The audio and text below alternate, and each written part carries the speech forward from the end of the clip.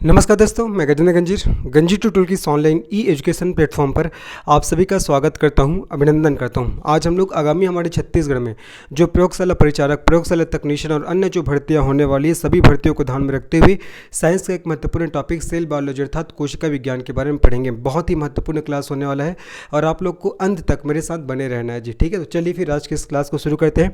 सबसे पहले हम लोग जानते हैं study of cell. Study of cell क्या कहलाता है, अर्थात कोशिकाओं का अध्ययन क्या कहलाता है। कोशिकाओं का अध्ययन कहलाता है आपका साइटोलॉजी, ठीक है। कोशिकाओं का अध्ययन क्या कहलाता है, जब आपका साइटोलॉजी कहलाता है। सबसे पहले ध्यान रखोगे, अगर आपसे पूछेगा फादर ऑफ सेल बायोलॉजी, ठीक है, फादर ऑफ सेल बायोलॉजी अर्थात कोशिका विज्ञान के जनक, ठीक है। कोशिका विज्ञान के जनक किन्हें जाना जाता है, कोशिका विज्ञान के जनक के रूप में किन्हें जाना जाता है, तो आपको बताना है रॉबर्ट हुक, ठीक है जी। रॉबर्ट हुक को क्या बोलते हैं, रॉबर्ट हुक को फादर ऑफ सेल बायोलॉजी बोलते हैं। क्यों? क्योंकि रॉबर्ट हुक ने 1665 में सबसे पहले कोशिका की खोज किया था, इसीलिए रॉबर्ट हुक को आपका फादर ऑफ सेल बायोलॉजी अर्थात कोशिका विज्ञान के जनक के रूप में जानते हैं। दो चीज़ मैंने बताया, स्टडी ऑफ सेल क्या कहलाता है, साइटोलॉजी कहलाता है, और दूसरा चीज़ मैंने बताया फादर ऑफ सेल बायोलॉजी किन्हें कहा जाता है, रॉबर्ट हुक को। रॉबर्ट हुक ने 1665 में सबसे पहले कोशिका की खोज किया था, ठीक है। और रॉबर्ट हुक ने सबसे पहले जो कोशिका की खोज किया था, तो यहाँ पास मैं लिख रहा हूँ सबसे पहले है ना, सबसे पहले कोशिका की खोज किसने किया था, सबसे पहले कोशिका की खोज किसने किया था, तो आपको ध्यान रखना है रॉबर्ट हुक ने। किसने जी, आपका रॉबर्ट हुक ने, ठीक है। रॉबर्ट हुक ने सबसे पहले कोशिका की खोज किया था, इसलिए इसको फादर ऑफ सेल बायोलॉजी कहते हैं। लेकिन रॉबर्ट हुक ने सबसे पहले जो कोशिका खोजा था वो मृत कोशिका था। कैसी कोशिका था, मृत कोशिका, जिसको इंग्लिश में किस नाम से जानते हैं, डेड सेल, जिसको इंग्लिश में आपका डेड सेल के नाम से जानते हैं। तो रॉबर्ट हुक ने सबसे पहले जो कोशिका खोजा था वो मृत कोशिका था, है ना, जिसको इंग्लिश में डेड सेल के नाम से जानते हैं। तो क्या क्या बता दिया, study of cell cytology, father of cell biology Robert Hooke. सबसे पहले कोशिका की खोज किसने किया था, आपका रॉबर्ट हुक ने। कब किया था, 1665 में। और रॉबर्ट हुक ने जो कोशिका ढूंढा था वो कैसा था, मृत कोशिका था। ये जो आप लोग डायग्राम देख पा रहे हो, ये जो चित्र देख पा रहे हो, ये किसका है, ये आपका रॉबर्ट हुक का है, ठीक है। यही आपका रॉबर्ट हुक है जिसका आप लोग डायग्राम देख पा रहे हो, जिसका चित्र आप लोग देख पा रहे हो, ठीक है। आगे बढ़ते हैं। अब हम लोग जानते हैं भैया कोशिका क्या होता है ना, हम लोग जानते हैं कोशिका होता क्या है, आखिर आपका सेल होता क्या है, कोशिका होता क्या है, ठीक है जी। ये जो आप लोग डायग्राम देख पा रहे हो ये रॉबर्ट हुक जी का है। चलो देखते हैं। तो अब कोशिका होता क्या है, ऊपर में देखो मैंने एक सेल का स्ट्रक्चर यहाँ पास ऐड किया हुआ है, ये क्या कहलाता है, यही आपका सेल कहलाता है। तो आखिर कोशिका किसे कहते हैं, तो कोशिका जीवों की संरचनात्मक और कार्यात्मक इकाई होता है। तो कोशिका क्या होता है, ध्यान रखना, कोशिका जीवों की संरचनात्मक एवं कार्यात्मक इकाई होता है, ठीक है। जिस संरचनात्मक एवं कार्यात्मक इकाई होता है, संरचनात्मक एवं कार्यात्मक इकाई होता है, ये आपको ध्यान रखना है। इसको स्ट्रक्चरल और फंक्शनल यूनिट बोलते हैं, ठीक है। कोशिका को आपका सभी जीवों का स्ट्रक्चरल और फंक्शनल यूनिट के नाम से जानते हैं। कोशिका जीवों की संरचनात्मक एवं कार्यात्मक इकाई है। प्रत्येक जीव का शरीर कोशिकाओं से मिलकर बना होता है। ध्यान रखना, प्रत्येक जीव है ना, सभी जीव है, तो प्रत्येक जीवों का जो शरीर होता है वो किससे मिलकर बना होता है, कोशिकाओं से मिलकर बना होता है जी, ठीक है। प्रत्येक जीवों का शरीर कोशिकाओं से मिलकर बना होता है, ये आपको ध्यान रखना है, कोशिकाओं से मिलकर बना होता है, ठीक है। हमारे शरीर का प्रत्येक ऑर्गन किससे मिलकर बना हुआ है, कोशिकाओं से मिलकर बना हुआ है। जब कोशिका आपस में मिलते हैं, जब सेल आपस में मिलेंगे तो क्या बनाते हैं, टिश्यू बनाते हैं। और टिश्यू को हिंदी में क्या बोलते हैं, उत्तक बोलते हैं। जब टिश्यू आपस में मिलेंगे तो टिश्यू सिस्टम बनेगा। क्या बनेगा, टिश्यू सिस्टम को उत्तक तंत्र बोलेंगे। जब टिश्यू सिस्टम आपस में मिलते हैं तो ऑर्गन का निर्माण होता है, ऑर्गन को अंग बोलते हैं। जब ऑर्गन आपस में मिलते हैं तो ऑर्गन सिस्टम बनता है। क्या बनता है, ऑर्गन सिस्टम अर्थात अंग तंत्र। फाइनली फिर ऑर्गन सिस्टम से किसका निर्माण होता है, बॉडी का। किसका, बॉडी का अर्थात शरीर का निर्माण होता है। देखो, तो जब कोशिका आपस में मिलती है, ठीक है, जब कोशिका आपस में मिलती है तो आपका उत्तक का निर्माण करती है, टिश्यू का निर्माण करती है। जब टिश्यू आपस से मिलती है तो उत्तक तंत्र अर्थात टिश्यू सिस्टम का निर्माण करती है। जब टिश्यू सिस्टम आपस से मिलती है तो अंगों का निर्माण करती है ना, अंग, आपका ऑर्गन मतलब होता है अंग, तो अंग का निर्माण करती है। और जब आपस में जब अंग मिलेंगे तब आपका अंग तंत्र का निर्माण करते हैं। किसका निर्माण करते हैं, अंग तंत्र का निर्माण करते हैं। और अंग तंत्र के मिलने से शरीर का निर्माण होता है। देखो, तो इस प्रकार से एक शरीर का निर्माण किससे शुरू हुआ, कोशिका से शुरू हुआ। इसीलिए कोशिका को जीवों की की संरचनात्मक एवं कार्यात्मक इकाई कहा जाता है। ये आपको ध्यान में रखना है, बहुत ज़्यादा इंपॉर्टेंट है ना। तो मैंने क्या क्या बता दिया, मैंने बताया आप लोग को स्टडी ऑफ सेल साइटोलॉजी कहलाता है। Father of cell biology Robert Hooke को, रॉबर्ट हुक ने 1665 में सबसे पहले कोशिका की खोज किया था, इसीलिए रॉबर्ट हुक को फादर ऑफ सेल बायोलॉजी कहते हैं। रॉबर्ट हुक ने सबसे पहले जो कोशिका खोजा था वो मृत कोशिका था, डेड सेल था, ठीक है। फिर मैंने कोशिका के बारे में आप लोग को बताया कि कोशिका जीव की संरचनात्मक एवं कार्यात्मक इकाई है, स्ट्रक्चरल और फंक्शनल यूनिट है, आपको ध्यान रखना है। प्रत्येक जीव का शरीर कोशिकाओं से मिलकर बना है। जब कोशिका आपस में मिलते हैं तो टिश्यू बनाएंगे, जब टिश्यू आपस में मिलते हैं तो टिश्यू सिस्टम बनेगा, जब टिश्यू सिस्टम आपस में मिलते हैं तो ऑर्गन्स बनते हैं, जब ऑर्गन्स आपस में मिलते हैं तो ऑर्गन सिस्टम बनेगा और ऑर्गन सिस्टम से शरीर का निर्माण होगा। तो फाइनली जो शरीर का निर्माण हो रहा है वो किससे शुरू हुआ है, कोशिका से शुरू हुआ है, इसलिए कोशिका को जीव की संरचनात्मक एवं कार्यात्मक इकाई कहते हैं ना। तो याद रखना है, जब कोशिका आपस में मिलेंगे तो उत्तक बनेंगे, जब उत्तक आपस में मिलेंगे तो उत्तक तंत्र बनता है, जब उत्तक तंत्र आपस में मिलेंगे तो अंग बनेगा, जब अंग आपस में मिलेंगे तो अंग तंत्र बनेंगे और अंग तंत्र के आपस में मिलने से हमारे शरीर का निर्माण होता है, ठीक है। सभी बातों को आपको ध्यान में रखना। चलिए अब मैं आप लोग को बताता हूँ आपका कोशिका विज्ञान से संबंधित साइंटिस्ट के नाम, ठीक है। कोशिका विज्ञान से संबंधित साइंटिस्ट के नाम अभी आप लोग को मैं बताता हूँ, देखो चलो, है ना। Scientist related to cell biology, ठीक है। कोशिका विज्ञान से संबंधित मैं साइंटिस्ट के आप लोग को नाम बताऊंगा, यहाँ से बहुत इंपॉर्टेंट है, यहाँ से बार बार क्वेश्चन आते हैं। तो मैंने सबसे पहले मैंने क्या बताया था आपको, आपका फादर ऑफ सेल बायोलॉजी, ठीक है। फादर ऑफ सेल बायोलॉजी किन्हें माना जाता है, तो मैंने बताया रॉबर्ट हुक को, ठीक है। रॉबर्ट हुक को क्या मानते हैं, आपका कोशिका विज्ञान के जनक के रूप में इसको जाना जाता है, या कोशिका विज्ञान के जनक के रूप में इन्हें मानते हैं, ठीक है। इन्होंने क्या था इन्होंने आपका सबसे पहले कोशिका की खोज किया था, सबसे पहले क्या किया था, कोशिका की खोज किया था जी, सबसे पहले कोशिका की खोज किया था, ये आपको ध्यान रखना है। और कब किया था, आपका 1665 में किया था, ठीक है। और इन्होंने जो कोशिका ढूंढा था वो कैसी कोशिका था, मृत कोशिका था। कैसी कोशिका था, मृत कोशिका था, ये आपको ध्यान रखना है। चलो अब मैं कुछ चीज़ें बताता हूँ आप लोग को, ठीक है। तो रॉबर्ट हुक ने 1665 में क्या किया, रॉबर्ट हुक ने 1665 में कार्क का एक छोटा सा टुकड़ा था, कार्क का जो छोटा सा टुकड़ा था, कार्क मतलब लकड़ी का जो छाल होता है जी, लकड़ी का आप लोगों ने छाल देखा होगा, तो उसी को कार्क के नाम से जानते हैं। तो रॉबर्ट हुक ने क्या किया, 1665 में कार्क के छोटे से टुकड़े को एक सरल सूक्ष्मदर्शी के माध्यम से देखा। किसके माध्यम से देखा, सरल सूक्ष्मदर्शी, है ना, सरल सूक्ष्मदर्शी अर्थात सिंपल माइक्रोस्कोप के माध्यम से उन्होंने देखा, सरल सूक्ष्मदर्शी के माध्यम से क्या किया उन्होंने देखा, ठीक है, माध्यम से देखा। मैंने क्या बोला कि रॉबर्ट हुक नामक साइंटिस्ट ने 1665 में एक कार्क का छोटा सा टुकड़ा, कार्क मतलब लकड़ी का जो छाल होता है, लकड़ी का जो छाल होता है, तो उसी को उन्होंने सरल सूक्ष्मदर्शी के माध्यम से देखा। तो जब उन्होंने कार्क के छोटे से टुकड़े को सरल सूक्ष्मदर्शी के माध्यम से देखा तो उन्होंने उसके अंदर मधुमक्खी के छत्ते के समान संरचना पाया, ठीक है। मधुमक्खी के छत्ते के समान, उन्होंने मधुमक्खी के छत्ते के समान एक संरचना पाया, ठीक है, समान संरचना पाया। कहने का तात्पर्य क्या है, जब रॉबर्ट हुक ने क्या किया, आपका कार्क के छोटे से टुकड़ों को सरल सूक्ष्मदर्शी के माध्यम से उन्होंने देखा तो उसके अंदर उन्हें मधुमक्खी के छत्ते के समान संरचना उनको दिखाई दिया। तो उन्हीं संरचना को उन्होंने क्या नाम दिया, कोशिका नाम दिया। इसी संरचना को उन्होंने सेल अर्थात कोशिका नाम दिया था, ये आपको ध्यान रखना है। लेकिन इन्होंने जो सबसे पहले कोशिका के बारे में बताया था, ये कैसी कोशिका था, मृत कोशिका था। कैसी कोशिका थी जी, आपका मृत कोशिका था, ये आपको ध्यान रखना है। आपका डेड सेल था, कैसा सेल था, डेड सेल था, याद रखेंगे, बहुत इंपॉर्टेंट है। क्या क्या बताया, देखो आपका father of cell biology Robert Hooke को मानते हैं। रॉबर्ट हुक ने सबसे पहले कोशिका की खोज किया था, कब किया था, 1665 में। ये बात है 1665 की। तो 1665 में रॉबर्ट हुक नामक साइंटिस्ट ने कार्क के एक छोटे से टुकड़े को, कार्क मतलब लकड़ी का जो छाल होता है, तो उस लकड़ी के छाल को उन्होंने किसके माध्यम से देखा, एक सरल सूक्ष्मदर्शी के माध्यम से देखा, ठीक है। तो जब उन्होंने उस लकड़ी के छाल को सरल सूक्ष्मदर्शी के माध्यम से देखा तो उसके अंदर उन्हें मधुमक्खी के छत्ते के समान एक स्ट्रक्चर प्राप्त हुआ, उसी को उन्होंने क्या नाम दिया, कोशिका अर्थात सेल नाम दिया। लेकिन उन्होंने जो कोशिका ढूंढा था वो आपका मृत कोशिका था, डेड सेल था, ये भी आपको ध्यान रखना है, ठीक है जी। तो ये बात हो गया किसका, आपका रॉबर्ट हुक का। अब बात करते हैं हम लोग, ये 1665 की बात हो गई ना। अब हम लोग चलते हैं 1674 में एक और साइंटिस्ट आया जिसका नाम था एंटोनी वान ल्यूवेनहॉक, ठीक है। Antony von Leeuwenhoek. Antony von Leeuwenhoek नामक 1674 में एक साइंटिस्ट आए। इसका भी आप लोग डायग्राम देख पा रहे हो कि देखिए ये नीचे में जो आपका एक स्ट्रक्चर आपको दिखाई दे रहा है, ये नीचे वाला, इसको बोलते हैं एंटोनी वॉन ल्यूवेनहॉक जी, है ना। और ये कौन है, ये आपका रॉबर्ट हुक जी है। तो रॉबर्ट हुक ने सबसे पहले कोशिका की खोज किया था। लेकिन अब एंटोनी वॉन ल्यूवेनहॉक की बारी है। तो एंटोनी वॉन ल्यूवेनहॉक इन्होंने क्या किया, 1674 में सबसे पहले इन्होंने जीवित कोशिका की खोज किया था। जीवित कोशिका, सबसे पहले इन्होंने जीवित कोशिका की खोज किया था। किसकी खोज किया था, जीवित कोशिका, ठीक है।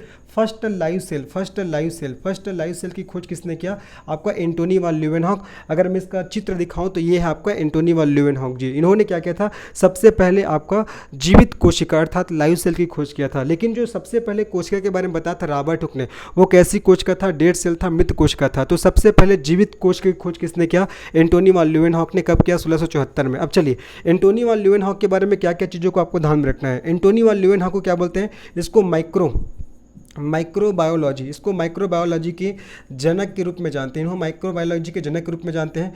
दूसरा चीज़, इन्होंने बैक्टीरिया की खोज किया था। किसकी, बैक्टीरिया।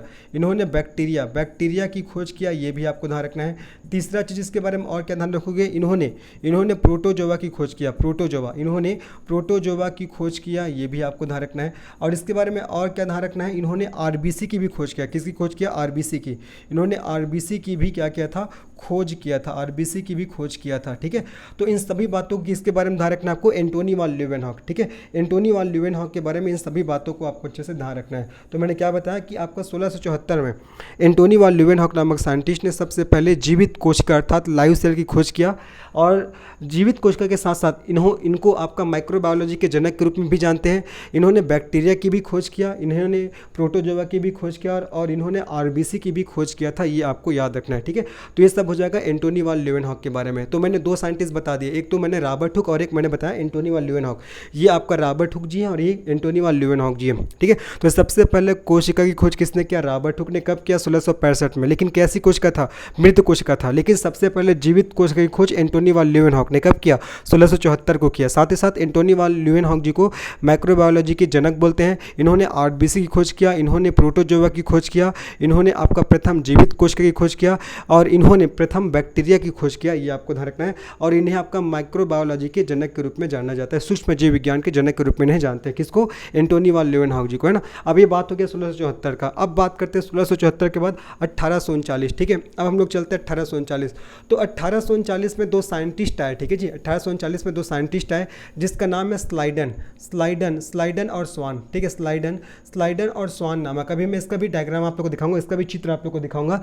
तो 1839 में स्लाइडन एवं स्वान नामक साइंटिस्ट आए जी, है ना। इन्होंने क्या किया, इन्होंने सबसे पहले सेल थ्योरी दिया था। क्वेश्चन आता है, इन्होंने सबसे पहले सेल थ्योरी दिया अर्थात सेल थ्योरी को हिंदी में क्या बोलते हैं, कोशिका विज्ञान। इन्होंने सबसे पहले सेल थ्योरी दिया, कोशिका विज्ञान, कोशिका सिद्धांत, है ना।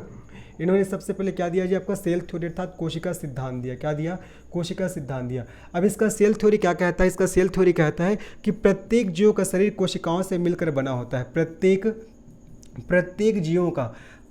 जीवों का शरीर कोशिकाओं से मिलकर बना होता है। ऐसा किसने कहा, ऐसा कहा स्लाइडन एवं स्वान नामक साइंटिस्ट ने। प्रत्येक जीव का शरीर कोशिकाओं से मिलकर बना होता है। प्रत्येक जीव का शरीर कोशिकाओं से मिलकर बना होता है। ऐसा किसने कहा जी, ऐसा कहा आपका स्लाइडन एवं स्वान नामक साइंटिस्ट ने। और इसी को बोलते हैं सेल थ्योरी अर्थात कोशिका सिद्धांत। तो पूछेगा कोशिका सिद्धांत अर्थात सेल थ्योरी को किसके द्वारा दिया गया था, तो स्लाइडन एवं स्वान नामक साइंटिस्ट के द्वारा। और पूछेगा सबसे पहले कोशिका की खोज किसने किया था, तो रॉबर्ट हुक के द्वारा। और रॉबर्ट हुक ने जो कोशिका ढूंढा था वो कैसी कोशिका था, मृत कोशिका था।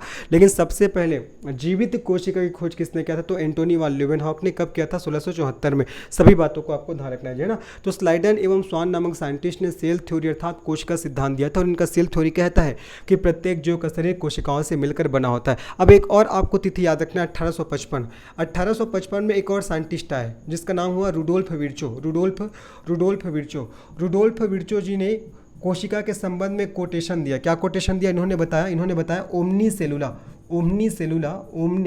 ओमनी सेलुला ई सेलुला, इन्होंने बोला ओमनी सेलुला ई सेलुला, ई सेलुला अर्थात प्रत्येक नई कोशिकाओं का निर्माण अपने पूर्ववर्ती कोशिकाओं से होता है। इन्होंने क्या बोला, इन्होंने बोला प्रत्येक नई कोशिकाओं का निर्माण, प्रत्येक नई कोशिकाओं का निर्माण, प्रत्येक नई कोशिकाओं का निर्माण, प्रत्येक नई कोशिकाओं का निर्माण अपने पूर्ववर्ती कोशिकाओं से होता है, अपने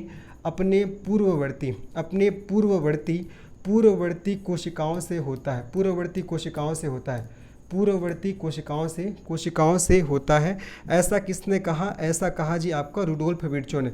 लेकिन उन्होंने क्या दिया था, एक कोटेशन दिया था ओमनी सेलुला ई सेलुला। तो क्वेश्चन बार बार आता है कि ओमनी सेलुला ई सेलुला किसने कहा है, तो किसने कहा है, रुडोल्फ विर्चो ने, और जिसका अर्थ होता है कि प्रत्येक नई कोशिकाओं का निर्माण अपने पूर्ववर्ती कोशिकाओं से होता है। नई कोशिकाओं को न्यू सेल बोलेंगे और पूर्ववर्ती कोशिका को इंग्लिश में एग्जिस्टिंग सेल बोला जाएगा। तो जितने जो आपका न्यू सेल है ना, उसका जो बर्थ होता है एग्जिस्टिंग सेल से होता है, ये आपको ध्यान में रखना है, ठीक है।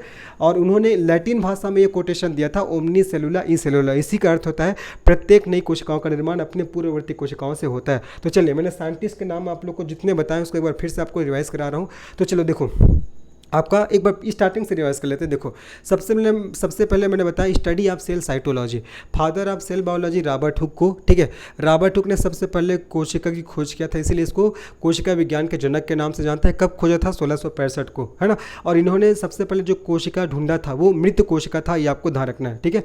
फिर मैंने बताया कोशिका के बारे में, तो कोशिका जीवों की संरचनात्मक एवं कार्यात्मक इकाई है। प्रत्येक जीव का शरीर कोशिकाओं से मिलकर बना होता है। जब कोशिका आपस में मिलते हैं तो उत्तक बनाते हैं, जब उत्तक आपस से मिलते हैं तो उत्तक तंत्र बनाते हैं, जब उत्तक तंत्र आपस में मिलते हैं तो ऑर्गन्स बनाते हैं, जब ऑर्गन्स आपस में मिलते हैं तो ऑर्गन सिस्टम बनाएंगे, और जब ऑर्गन सिस्टम आपस में मिलेंगे तो फाइनली बॉडी का निर्माण होता है। फिर मैंने बताया साइंटिस्ट के नाम कोशिका विज्ञान से संबंधित, तो सबसे पहले बताया father of cell biology Robert Hooke. सबसे पहले कोशिका की खोज रॉबर्ट हुक ने, कब, आपका 1665 में। और इन्होंने जो कोशिका ढूंढा था वो मृत कोशिका था। इन्होंने कार्क के छोटे से टुकड़े को सरल सूक्ष्मदर्शी के माध्यम से इन्होंने देखा, तो उसके अंदर उनको मधुमक्खी के छत्ते के समान स्ट्रक्चर दिखाई दिया। इसी स्ट्रक्चर को उन्होंने कोशिका था सेल नाम दिया, ठीक है जी। और 1674 की बात करते हैं, 1674 में एंटोनी वान ल्यूवेनहॉक नामक साइंटिस्ट ने सबसे पहले जीवित कोशिका की खोज किया था, लाइव सेल की खोज किया था। और एंटोनी वान ल्यूवेनहॉक जी के बारे में और क्या क्या चीज़ आपको ध्यान रखना है, इन्हें आपका माइक्रो बायोलॉजी के जनक के रूप में जानते हैं। इन्होंने बैक्टीरिया की खोज किया था, इन्होंने प्रोटोजोआ की भी खोज किया, इन्होंने आरबीसी की भी खोज किया था, ये आपको ध्यान रखना है। आरबीसी का फुल फॉर्म होता है रेड ब्लड कार्पस, ठीक है, लाल रक्त कणिका। मैं आपको आप लोग को पूरा पढ़ाऊंगा जी, ठीक है। तो आरबीसी की खोज, प्रोटोजोआ की खोज, बैक्टीरिया की खोज और माइक्रोबायोलॉजी के जनक कौन हुए, तो बताना आपको एंटोनी वान ल्यूवेनहॉक। कौन हुए जी, एंटोनी वान ल्यूवेनहॉक, ये आपको ध्यान रखना है। आगे बढ़ते हैं। फिर मैंने बताया आप लोग को 1839 में स्लाइडन और स्वान नामक साइंटिस्ट ने सेल थ्योरी दिया, कोशिका सिद्धांत दिया, है ना। और इन्होंने बताया कि प्रत्येक जीव का शरीर कोशिकाओं से मिलकर बना होता है। फिर 1855 में एक और साइंटिस्ट आया रुडोल्फ विर्चो, उन्होंने बोला ओमनी सेलुला ई सेलुला अर्थात प्रत्येक नई कोशिकाओं का निर्माण अपने पूर्ववर्ती कोशिकाओं से होता है। ऐसा किसने कहा, आपका रुडोल्फ विर्चो ने कहा। इन सभी साइंटिस्ट के नाम और ईयर, है ना, ईयर को भी आपको अच्छे से ध्यान रखना है, यहाँ से क्वेश्चन बार बार आते हैं जी। चलो आगे बढ़ते हैं भाई, आगे बढ़ते हैं। अब आगे बढ़ते देखिए, है ना। अब देखो, ये आप लोग को डायग्राम में दिख रहा होगा, है ना, ये चित्र में आप लोग को दिख रहा होगा। ये कौन है, ये आपका रॉबर्ट हुक है, ये आपका रॉबर्ट हुक है। ये आपका कौन है, आपका स्लाइडन है, स्लाइडन। और ये आपका स्वान। तो इन्हीं स्लाइडन और स्वान नामक साइंटिस्ट ने क्या किया था, सबसे पहले सेल थ्योरी दिया था। और ये कौन है, आपका रुडोल्फ विर्चो। ये जो आप लोग देख पा रहे हो ना, ये कौन है, रुडोल्फ विर्चो। तो ये दोनों कौन है, स्लाइडन और स्वान नामक साइंटिस्ट। ये आपका रॉबर्ट हुक है और ये आपका रुडोल्फ विर्चो है। और रुडोल्फ विर्चो ने ही बोला है ओमनी सेलुला ई सेलुला, ठीक है। अब चलिए, कोशिका से संबंधित हम लोग कुछ विशेष तथ्यों को जानते हैं। अगर आपसे पूछेगा सबसे बड़ी कोशिका, अगर आपसे पूछेगा सबसे बड़ी, ठीक है, सबसे बड़ी कोशिका, अगर आपसे पूछेगा सबसे बड़ी कोशिका कौन सी होती है, तो आपको बताना है आपका शुतुरमुर्ग का अंडा, ठीक है। शुतुरमुर्ग जिसको ऑस्ट्रिक का एग बोलते हैं, तो शुतुरमुर्ग का अंडा सबसे बड़ी कोशिका होती है, ठीक है जी। शुतुरमुर्ग का अंडा सबसे बड़ी कोशिका होती है। अगर आपसे बोलेगा, देखो डायग्राम में आपको दिख रहा होगा, ये क्या है, ये आप लोग को जो डायग्राम में दिख रहा है, ये क्या आपका शुतुरमुर्ग का अंडा है, ठीक है। इसको ऑस्ट्रिक का एग के नाम से जानते हैं इंग्लिश में, है ना। तो सबसे बड़ी कोशिका शुतुरमुर्ग का अंडा। और सबसे छोटी कोशिका अगर पूछेगा, सबसे छोटी कोशिका अगर आपसे पूछेगा तो आपको बताना है माइकोप्लाज्मा। क्या होगा जी, आपका माइकोप्लाज्मा। एक प्रकार की बैक्टीरिया है, ठीक है। ये क्या है, बैक्टीरिया है और इसकी सबसे छोटी कोशिका होती है। तो देखो, ये जो आप देख पा रहे हो, ये क्या आपका माइकोप्लाज्मा है। क्या है, माइकोप्लाज्मा, ये सबसे छोटी कोशिका है। अब अगर ऐसा क्वेश्चन पूछता है कि मानव शरीर में, है ना, ह्यूमन बॉडी में, मानव शरीर में मानव शरीर की सबसे बड़ी कोशिका, मानव शरीर की सबसे बड़ी कोशिका, मानव शरीर की सबसे बड़ी कोशिका। अगर आपसे ऐसा क्वेश्चन पूछेगा तो आपको बताना है, क्या बताओगे? ओवम। क्या बताओ जी? ओवम। ओवम बताओगे। ओवम को अंडाणु के नाम से जाना जाता है। अगर आपसे पूछेगा मानव शरीर की सबसे छोटी कोशिका, ठीक है, मानव शरीर की, मानव शरीर की सबसे छोटी कोशिका, सबसे छोटी, मानव शरीर की सबसे छोटी कोशिका, अगर आपसे ऐसा क्वेश्चन पूछेगा तो आपको बताना स्पर्म, ठीक है, स्पर्म। और स्पर्म को हिंदी में किस नाम से जानते हैं? शुक्राणु के नाम से। किस नाम से? शुक्राणु के नाम से, ठीक है। ये होता है, देखो, ये होता है आपका स्पर्म, ये क्या होता है? स्पर्म। और ये क्या होता है? आपका ओवम होता है। और यही जब स्पर्म और ओवम आपस में मिलते हैं तो जाइगोट बनाता है, भ्रूण का निर्माण करता है ना। तो देखो, तो मानव शरीर की सबसे बड़ी कोशिका ओवम अर्थात अंडाणु, और मानव शरीर की सबसे छोटी कोशिका स्पर्म अर्थात शुक्राणु। अगर ऐसा क्वेश्चन पूछता है कि मानव शरीर की सबसे लंबी कोशिका, मानव शरीर की, ठीक है, मानव शरीर की सबसे लंबी कोशिका, सबसे लंबी, मानव शरीर की सबसे लंबी कोशिका, अगर आपसे ऐसा क्वेश्चन पूछेगा तो आपको बताना है मानव शरीर की सबसे लंबी कोशिका होता है न्यूरॉन, जो कहाँ पाया जाता है? हमारे ब्रेन में पाया जाता है, हमारे मस्तिष्क में, है ना। और याद रखना, न्यूरॉन को आपका ब्रेन का यूनिट बोलते हैं। अगर आपसे पूछेगा, यहाँ पास मैं लिख दे रहा हूँ, देखो, अगर आपसे पूछेगा यूनिट ऑफ ब्रेन, ठीक है, unit of brain, unit of brain अर्थात मस्तिष्क की इकाई क्या होता है? तो न्यूरॉन होता है। क्या होता है? न्यूरॉन। लेकिन अगर ऐसा क्वेश्चन पूछता है unit of kidney, unit of kidney, unit of kidney, अगर आपसे क्वेश्चन पूछेगा किडनी की इकाई क्या होता है? तो किडनी की इकाई होता है आपका नेफ्रॉन। आप लोगों को मैं पढ़ा दिया हूँ, उत्सर्जन तंत्र में पढ़ा था मैंने किडनी के बारे में, है ना। तो यूनिट ऑफ ब्रेन न्यूरॉन कहलाता है और यूनिट ऑफ किडनी क्या कहलाता है? नेफ्रॉन कहलाता है। तो मानव शरीर की सबसे लंबी कोशिका क्या हो जाएगा? न्यूरॉन हो जाएगा। चलो, क्या क्या बताया? सबसे बड़ी कोशिका शुतुरमुर्ग का अंडा, सबसे छोटी कोशिका माइकोप्लाज्मा, मानव शरीर की सबसे बड़ी कोशिका ओवम, और मानव शरीर की सबसे छोटी कोशिका स्पर्म, और मानव शरीर की सबसे लंबी कोशिका क्या हो जाएगा? आपका न्यूरॉन हो जाएगा। क्या होगा जी? आपका न्यूरॉन हो जाएगा, जो ब्रेन में पाया जाता है, ठीक है। तो यूनिट ऑफ ब्रेन अर्थात मस्तिष्क की इकाई क्या होता है? न्यूरॉन होता है। और यूनिट ऑफ किडनी अर्थात आपका किडनी की इकाई क्या होता है? नेफ्रॉन होता है। ये आपको ध्यान रखना। चलो, अब कुछ और चीज़ याद रखिए आप लोग, जो आपके एग्जाम के दृष्टिकोण से बहुत ही महत्वपूर्ण है। चलो, जो मैं बता रहा हूँ याद करना है।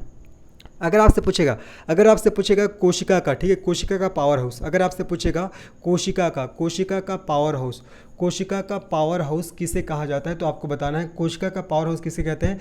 माइटोकांड्रिया को। किसको जी? आपका माइटोकांड्रिया। सब मैं स्ट्रक्चर आप लोग को दिखाऊंगा, फिलहाल तो याद करते चलिए। कोशिका का पावर हाउस, और इसी को आपका ऊर्जा गृह के नाम से भी जानते हैं, हिंदी में ऊर्जा गृह बोलते हैं, या इसी को आपका विद्युत गृह, इसी को विद्युत गृह के नाम से भी जानते हैं। तो कोशिका का पावर हाउस किसको बोलते हैं जी? माइटोकांड्रिया को बोला जाता है। ये आपको ध्यान रखना है। दूसरा चीज़ अगर आपसे पूछेगा कोशिका का ब्रेन, ठीक है, आपका कोशिका का ब्रेन ऑफ सेल, कोशिका का ब्रेन अर्थात मस्तिष्क, कोशिका का मस्तिष्क किसे मानते हैं? तो याद रखना है केंद्रक को अर्थात न्यूक्लियस को कोशिका का ब्रेन बोला जाता है। और माइटोकॉन्ड्रिया को हिंदी में सूत्रकणिका बोलते हैं। क्या बोलते हैं जी? सूत्रकणिका, जिसको हिंदी में सूत्रकणिका के नाम से जानते हैं, ठीक है। और केंद्रक को इंग्लिश में न्यूक्लियस बोलते हैं। आगे बढ़ते हैं। अगर आपसे पूछेगा कोशिका के आत्महत्या की थैली, कोशिका के आत्महत्या की थैली, है ना, कोशिका की आत्महत्या की थैली किसे कहा जाता है? तो आपको ध्यान रखना है लाइसोसोम, ठीक है, लाइसोसोम को कोशिका की आत्महत्या की थैली कहा जाता है, ठीक है। आगे बढ़ते हैं। अगर आपसे पूछेगा कोशिका के प्रोटीन फैक्ट्री, है ना, कोशिका के प्रोटीन फैक्ट्री, तो कोशिका के प्रोटीन फैक्ट्री किसे कहा जाता है? तो आपको बताना है राइबोसोम को। किसको जी? आपका राइबोसोम, है ना, राइबोसोम को कोशिका की प्रोटीन की फैक्ट्री कहा जाता है। अगर आपसे पूछेगा कोशिका का ट्रांसपोर्टेशन यूनिट, ठीक है, कोशिका का ट्रांसपोर्टेशन यूनिट क्या होता है? कोशिका का ट्रांसपोर्टेशन यूनिट क्या होता है? तो आपको बताना है गोल्जी बॉडी, ठीक है, गोल्जी बॉडी, या इसी को आपका गोल्जी काय के नाम से भी जानते हैं। किस नाम से जानते हैं? बोलो, गोल्जी काय के नाम से भी इसको जाना जाता है, ठीक है। अगर आपसे ऐसा क्वेश्चन पूछता है कि आपका पादप कोशिका का किचन, अगर आपसे ऐसा क्वेश्चन पूछ दिया पादप कोशिका का किचन, ठीक है जी, पादप कोशिका का किचन किसे कहते हैं? तो आपको बताना है क्लोरोप्लास्ट को। किसको बोलते हैं? क्लोरोप्लास्ट को बोलते हैं। और इसी को हिंदी में आपका हरित लवक के नाम से भी जानते हैं। किस नाम से?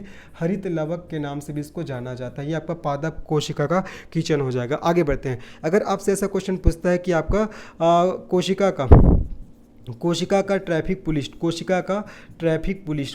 ट्रैफिक ट्रैफिक पुलिस किसको जाना जाता है, तो आपको बताना है गोल्जी बॉडी को। किसको जी, आपका गोल्जी बॉडी, ठीक है। गोल्जी बॉडी को कोशिका के ट्रैफिक पुलिस के नाम से भी जानते हैं। सभी बातों को याद रखना है। देखो, कोशिका का पावर हाउस आपका माइटोकॉन्ड्रिया, कोशिका का मस्तिष्क के केंद्रक को बोलते हैं, है ना, न्यूक्लियस को बोलते हैं।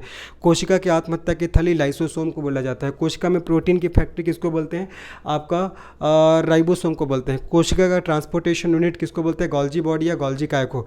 पादप कोशिका का किचन किसको बोलते हैं, क्लोरोप्लास्ट को, हरित लवक को। और कोशिका का ट्रैफिक पुलिस किसको बोलते हैं, गोल्जी बॉडी को बोला जाता है। सभी बातों को आपको अच्छे से याद रखना है, ठीक है। क्या क्या बताया, देखो इससे पहले मैंने बताया कि सबसे बड़ी कोशिका शुतुरमुर्ग अंडा, सबसे छोटी कोशिका माइकोप्लाज्मा, मानव शरीर की सबसे बड़ी कोशिका ओवम, मानव शरीर की सबसे छोटी कोशिका स्पर्म, और मानव शरीर की सबसे लंबी कोशिका neuron, unit of brain neuron, unit of kidney nephron. फिर मैंने बताया कोशिका का पावर हाउस माइटोकॉन्ड्रिया, कोशिका का मस्तिष्क केंद्रक, कोशिका की आत्महत्या की थैली लाइसोसोम, प्रोटीन की फैक्ट्री राइबोसोम, कोशिका का ट्रांसपोर्टेशन यूनिट गोल्जी बॉडी, और पादप कोशिका का किचन क्लोरोप्लास्ट जिसको हरित लवक बोलते हैं, और कोशिका का ट्रैफिक पुलिस गोल्जी बॉडी को ही बोला जाता है, ठीक है। सभी बातों को आपको अच्छे से ध्यान रखना है जी। चलो आगे बढ़ते हैं, अब आगे बढ़ते चलिए, देखिए आगे बढ़ते हैं। अब हम लोग सबसे पहले पढ़ना शुरू करते हैं प्लांट सेल के बारे में, पादप कोशिका। वैसे देखा जाए तो प्लांट सेल और एनिमल सेल में जितने जो कोशिकांग है, कोशिकांग मतलब कोशिका के अंदर पाए जाने वाले अंग आपका सेम ही होते हैं, बस कुछ कुछ अलग होता है। मैं आप लोग को पढ़ाते टाइम उसको बता दूंगा, ठीक है। तो चलिए अब हम लोग आज पढ़ना शुरू करते हैं प्लांट सेल के बारे में, पादप कोशिका के बारे में। तो हालांकि आप लोग को डायग्राम तो दिखाई दे रहा होगा, लेकिन फिर भी आप लोग को स्ट्रक्चर रेडी करना है, फिर भी आपको स्ट्रक्चर रेडी करना है। तो मैं जल्दी से एक स्ट्रक्चर रेडी कर दे रहा हूँ प्लांट सेल का, अर्थात पादप कोशिका का, ठीक है। एक स्ट्रक्चर में रेडी कर दे रहा हूँ ताकि आप लोग को समझने में आसानी हो जी, ठीक है। देखो, ताकि आप लोग को समझने में आसानी हो। देखो, मैं आप लोग का पादप कोशिका का डायग्राम बना के बता रहा हूँ, ठीक है। चलो, और आप लोग को अपने नोट्स में भी बढ़िया बनाना है ना। ये आपका प्लांट सेल हो जाएगा ना, ये प्लांट सेल है, पादप कोशिका। अभी मैं स्ट्रक्चर बना दे रहा हूँ, फिर इसका नॉमेनक्लेचर करेंगे हम लोग, किसे किसे किस किस नाम से जानते हैं। फिर एक एक हम लोग को कोशिकांग के बारे में हम लोग को अच्छे से पढ़ना है, ठीक है। ये देखो, तो ये आपका पादप कोशिका हो जाएगा। तो ऊपर वाला जो मैंने स्ट्रक्चर बनाया, ऊपर वाला जो मैंने स्ट्रक्चर बनाया है ना, जिसको मैं इस कलर से डिनोट कर दे रहा हूँ। देखो, इस कलर से मैं जिसको डिनोट कर रहा हूँ, ठीक है, ये कलर, ये क्या कहलाएगा, ये कहलाएगा आपका सेल वॉल, इसको बोलते हैं सेल वॉल। और सेल वॉल को आपको हिंदी में किस नाम से जानते हैं जी, कोशिका भित्ति। ये जो मैं स्ट्रक्चर बना रहा हूँ ना, इसको किस नाम से जानते हैं, इसको जाना जाता है आपका सेल वॉल के नाम से। हालांकि डायग्राम आप लोग को इधर दिख रहा होगा, लेकिन उसमें बहुत सारे आपका ऑर्गन्स के नाम दिए गए हैं। जितना रिक्वायरमेंट है हमारे एग्जाम के दृष्टिकोण से, मैं उन्हीं सभी को पढ़ाऊंगा, ठीक है। चलो देखो, तो ये ऊपर का जो स्ट्रक्चर दिखा, ये जो ऊपर का स्ट्रक्चर दिखा, इसको बोलते हैं सेल वॉल, ठीक है, सेल वॉल। अब देखो, अंदर में एक और कलर आपको दिखाई दे रहा होगा, ये वाला कलर, ठीक है। अंदर में एक और कलर आपको दिखाई दे रहा होगा, ये जो मैंने अभी रिप्रेजेंट कर रहा हूँ, है ना, ये बैंगनी कलर, पर्पल कलर, इसको बोलते हैं, क्या बोलते हैं, इसको सेल मेम्ब्रेन बोलते हैं, कोशिका झिल्ली बोलते हैं। इसको किस नाम से जानते हैं, इसको कोशिका झिल्ली अर्थात सेल मेम्ब्रेन के नाम से इसको जाना जाता है, ठीक है। ये अभी मैं केवल स्ट्रक्चर बना रहा हूँ, फिर मैं नॉमेनक्लेचर आप लोग के लिए करूँगा, ठीक है। देखिए, अब उसके बाद देखिए, इसके अंदर एक और स्ट्रक्चर दिख रहा होगा, ये स्ट्रक्चर इसको बोलते हैं न्यूक्लियस। और न्यूक्लियस के अंदर एक और स्ट्रक्चर दिख रहा है, इसको बोलते हैं न्यूक्लियोलस अर्थात केंद्रिका। और इसके अंदर एक और ऐसे धागेनुमा स्ट्रक्चर दिख रहा है, इसको बोलते हैं क्रोमैटिन। क्या बोलते हैं इसको, क्रोमैटिन बोलते हैं। उसके बाद यहाँ पास आपको एक स्ट्रक्चर दिख रहा है, इसको बोलते हैं गोल्जी बॉडी बोलते हैं, ठीक है। यहाँ पास आपको एक ऐसा स्ट्रक्चर दिख रहा है, ये स्ट्रक्चर, और इसके अंदर ऐसे मुड़ी हुई संरचना दिखाई दे रही है, इसको बोलते हैं माइटोकॉन्ड्रिया, ठीक है। और यहाँ पास आपको एक ऐसा स्ट्रक्चर दिख रहा है जो कि आपका ग्रीन कलर का है। ये जो स्ट्रक्चर आपको दिखा, ये कौन से कलर का है, आपका ग्रीन कलर का। ये जो स्ट्रक्चर दिख रहा है ग्रीन कलर का, इसको बोलते हैं क्या, इसको बोलते हैं क्लोरोप्लास्ट। ये जो ग्रीन कलर का आपको स्ट्रक्चर दिख रहा है ना, इसको क्लोरोप्लास्ट के नाम से जानते हैं। उसके बाद पुनः हम लोग देखते हैं, यहाँ देखिए, यहाँ पुनः एक स्ट्रक्चर आपको दिखाई दे रहा होगा, ये, इसको क्या बोलते हैं, इसको रसधानी बोलते हैं। क्या बोलते हैं जी, रसधानी, ठीक है। इसको आपका रसधानी के नाम से जानते हैं, ये आपका रसधानी कहलाता है। इसको इंग्लिश में वैक्यूल बोलते हैं। मैं पूरा पहले स्ट्रक्चर बना दे रहा हूँ, फिर पूरा मैं नॉमेनक्लेचर करूँगा, किस किस नाम से जानते हैं। ये रसधानी हो जाएगा। उसके बाद आगे बढ़ते देखिए, उसके बाद ये जो आपको स्ट्रक्चर दिख रहा होगा, ये स्ट्रक्चर, ठीक है, नेटवर्क ऑफ मेम्ब्रेन, इसको झिल्लियों का जाल बोलते हैं, ठीक है। ये नेटवर्क ऑफ मेम्ब्रेन है, इसको किस नाम से जानते हैं, इसको आपको एंडोप्लाज्मिक रेटिकुलम के नाम से जानते हैं। और इसी के ऊपर में आपको स्ट्रक्चर लटका हुआ दिखाई दे रहा होगा, चिपका हुआ। ये देखो, रेड कलर का स्ट्रक्चर आपको चिपका हुआ दिखाई दे रहा होगा, इसको बोलते हैं राइबोसोम बोलते हैं। क्या बोलते हैं, राइबोसोम, ठीक है। अब देखते हैं, ये जो आपका क्या है, पादप कोशिका है, तो इसके पूरे बाउंड्री में आपको ये स्ट्रक्चर दिख रहा है। देखो, ये मैं बाउंड्री में पूरे स्ट्रक्चर बना रहा हूँ, है ना, पिंक कलर का जो मैं स्ट्रक्चर बना रहा हूँ, इसको किस नाम से जानते हैं, इसको जानते हैं आपको लाइसोसोम के नाम से। किस नाम से, लाइसोसोम के नाम से जानते हैं, ये आपको ध्यान रखना है।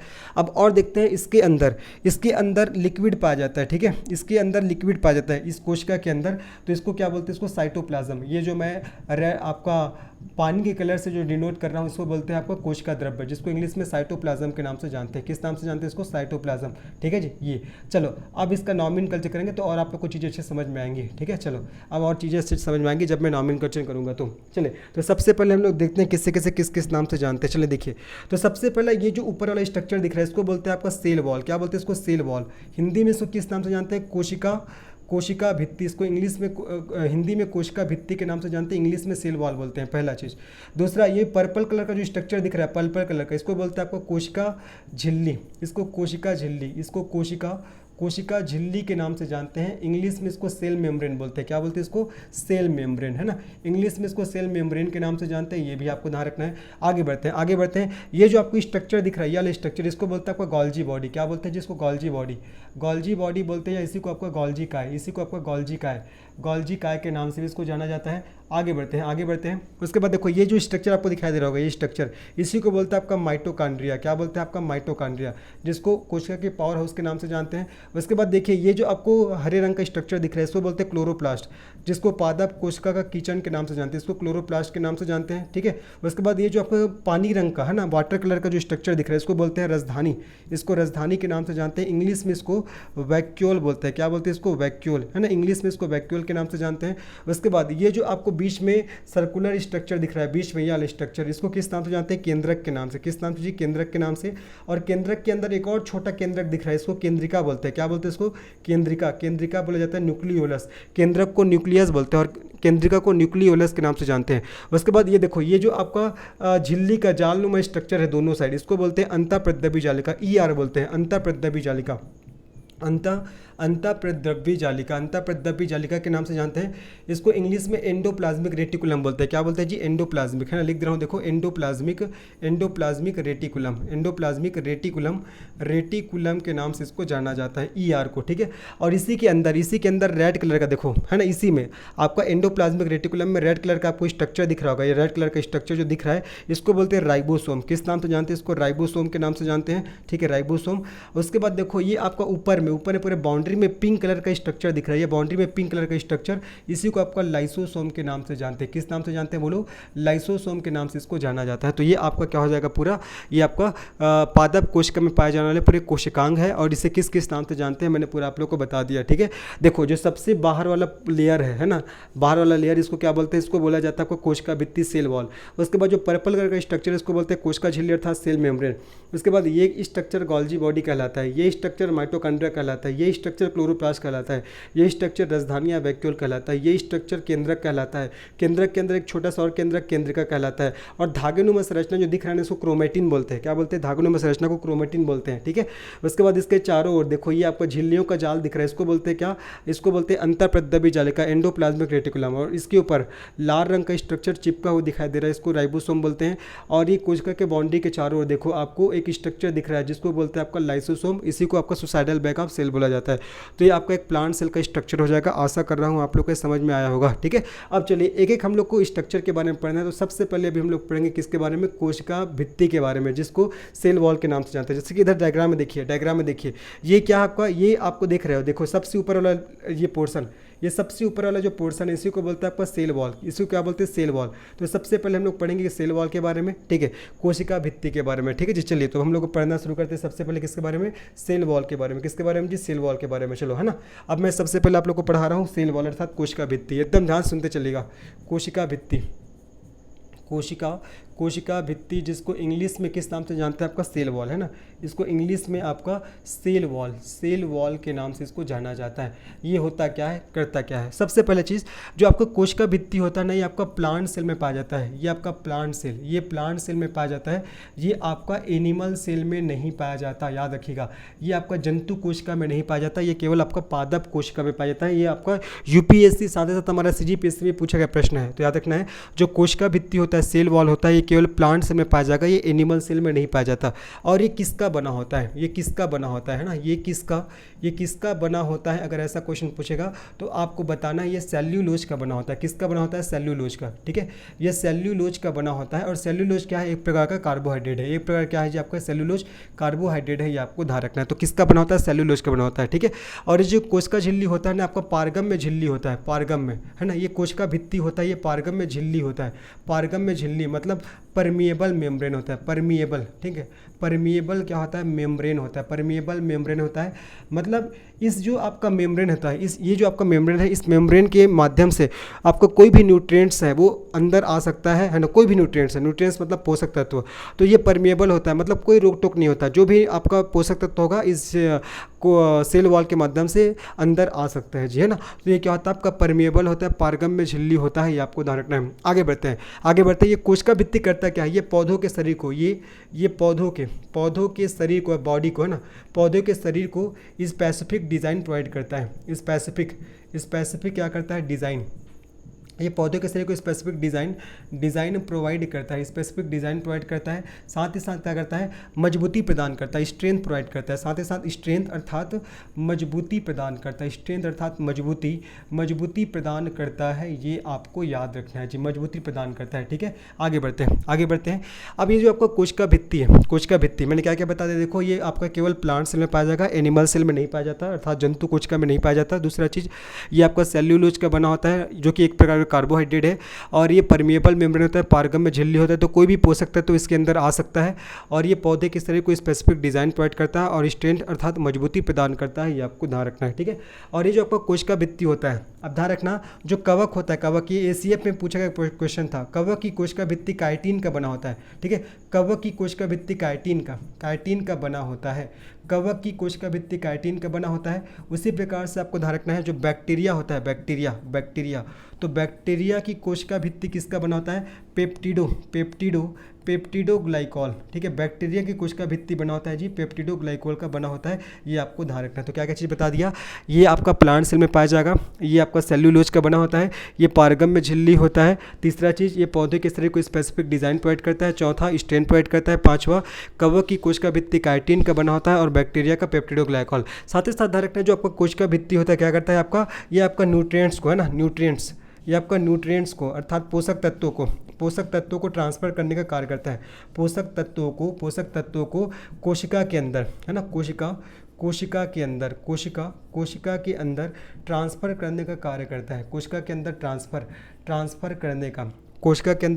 करने का कार्य करता है, ये आपको याद रखना। तो ये पूरे ध्यान रखेंगे आप लोग किसके बारे में, कोशिका भित्ति। और ये कोशिका भित्ति होता क्या है ना, मैंने बता दिया, डायग्राम में देखिए कोशिका भित्ति क्या है, ये सबसे बाहर वाला जो लेयर दिख रहा है, इसी लेयर के माध्यम से जो आपका न्यूट्रिएंट्स है, पोषक तत्व तो कोशिका के अंदर प्रवेश करता है। तो ये मैंने बताया कि आपका न्यूट्रिएंट्स को कोशिका के अंदर ट्रांसफर करने का काम करता है, मैंने बता दिया, है ना। तो ये जो स्ट्रक्चर दिख रहा है, ये जो आपको ईंट वाला कलर में जो स्ट्रक्चर दिख रहा है, इसी को बोलते हैं सेल वॉल अर्थात कोशिका भित्ति, जो कि आपका केवल प्लांट सेल में पाया जाता है, एनिमल सेल में नहीं पाया जाता, ठीक है। तो मैंने कोशिका भित्ति के बारे में बता दिया। अब बारी किसका है, कोशिका झिल्ली, ठीक है। अब बारी किसका है आपका, कोशिका झिल्ली। तो देखो कोशिका झिल्ली कौन सा है, ये पर्पल कलर का जो मैंने स्ट्रक्चर बनाया है, देखो पर्पल कलर का स्ट्रक्चर, ईंट वाले कलर के जस्ट नीचे में पर्पल कलर का जो स्ट्रक्चर दिख रहा है ना, इसको बोलते हैं कोशिका झिल्ली। अब देखो ये आपका सेल वॉल है, ये सबसे बाहर वाला सेल वॉल। अब इसके अंदर देखो, इसके अंदर सेल मेम्ब्रेन है, देखो इसके अंदर सेल मेम्ब्रेन है, ये वाला, इसके जस्ट अंदर में। तो अभी हम लोग पढ़ेंगे सेल मेम्ब्रेन के बारे में अर्थात कोशिका झिल्ली के बारे में, है ना। चलिए जी, अब हम लोग पढ़ते हैं कोशिका भित्ति तो हो गया हमारा, है ना। और याद रखना,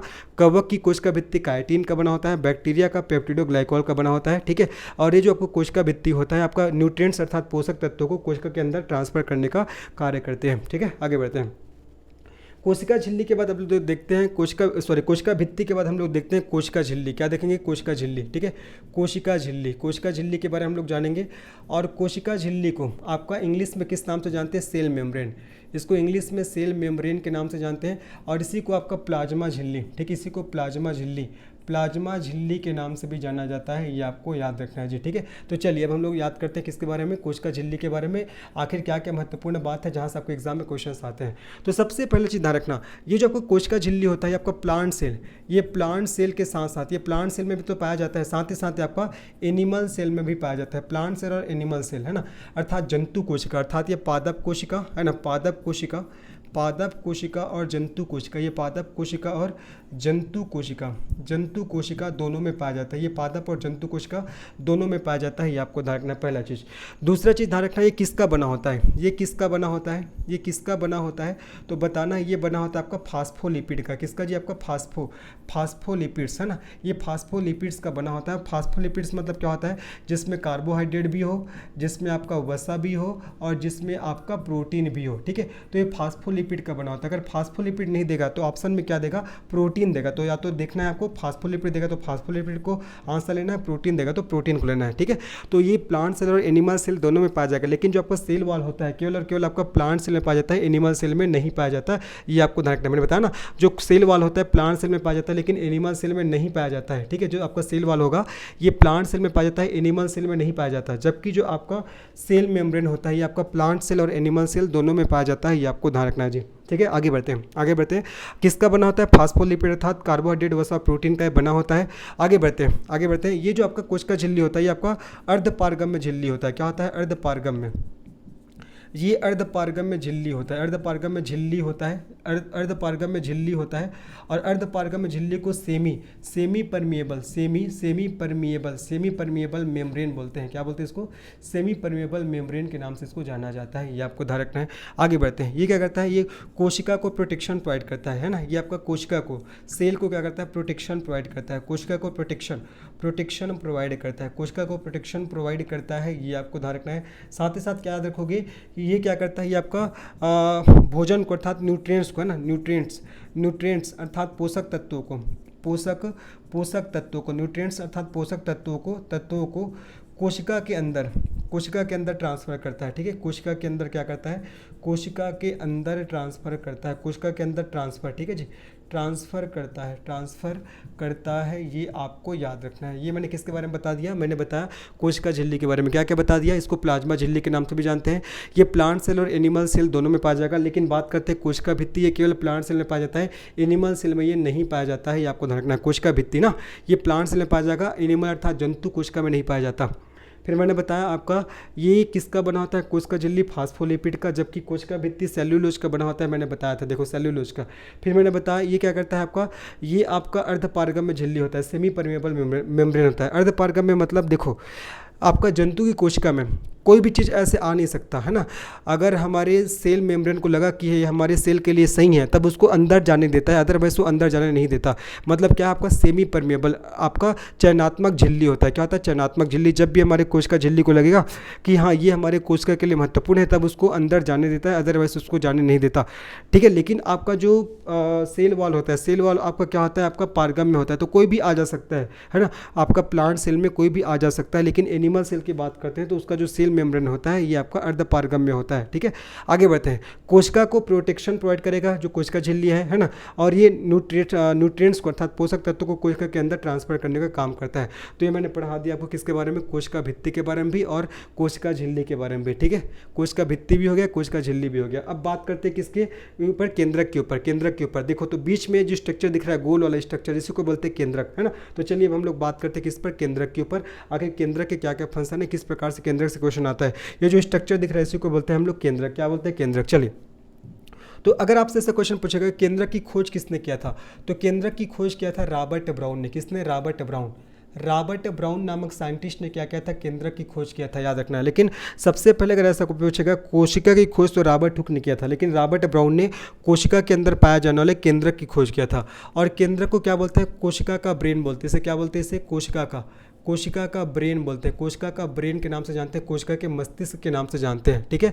उसके बाद ध्यान रखना, इसको कोशिका का ब्रेन क्यों बोलते हैं, क्योंकि यही केंद्रक डिसाइड करता है कि एक कोशिका के अंदर जितने भी जो कोशिकांग पाए जा रहे हैं वो कब काम करेगी, किस प्रकार से काम करेगी, कहाँ काम करेगी, इन सब का निर्णय कौन लेता है, यही केंद्रक लेता है। इसलिए केंद्रक को क्या बोलते हैं, कोशिका का ब्रेन कहा जाता है, ये आपको ध्यान रखना है, ठीक है। उसके बाद याद रखेंगे केंद्रक दोहरी झिल्ली से घिरा होता है, डबल मेम्ब्रेन है ना। केंद्रक दोहरी झिल्ली से क्या होता है, घिरा होता है। दोहरी झिल्ली से घिरा होता है, दोहरी झिल्ली से घिरा होता है। जो आपका केंद्रक होता है, न्यूक्लियस होता है, वो आपको दोहरी झिल्ली से घिरा होता है, डबल मेम्ब्रेन ना।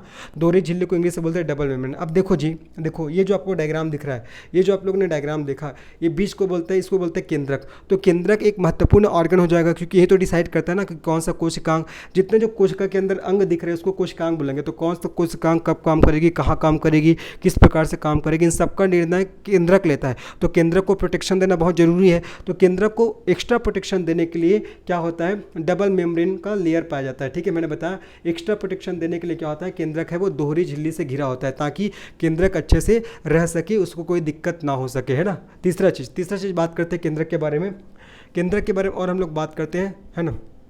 ये चीज़ समझ में आ गया, खोज रॉबर्ट ब्राउन ने किया, इसको कोशिका का ब्रेन बोलते हैं, और ये केंद्रक दोहरी झिल्ली से घिरा होता है। अब इसके अन्य नाम और कौन कौन से हैं। केंद्रक को आपका कंट्रोलर ऑफ सेल बोलते हैं, कंट्रोलर ऑफ सेल के नाम से भी जानते हैं इसको, है ना, सेल को कंट्रोल करने वाला।